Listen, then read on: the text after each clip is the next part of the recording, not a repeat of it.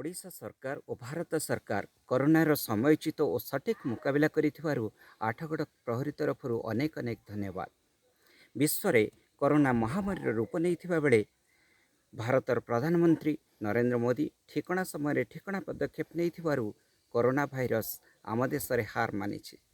से भली आम ओडिशा प्रदेश प्रिय मुख्यमंत्री श्रीमान नवीन पट्टनायक ए क्षेत्र में आउ दुई पाद आगरे आरंभरू से निज राज्य प्रशासनिक अधिकारी मानक सहयोग कोरोना मुकाबला दिगरे जो भली पदक्षेप नेले ताहा अतीव प्रशंसनीय।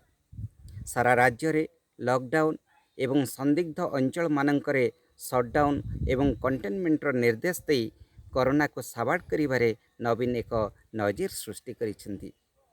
तेबे अर्थनीति रे सुधार आनिबा पई हेले चाष क्षेत्र को आमको चालू रखिबाकू पड़िबो।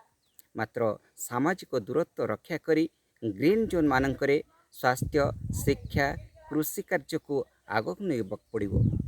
एबे एबे सरकार ग्रीन जोन मानकरू लॉकडाउन उठाइबाकू जाउचंती।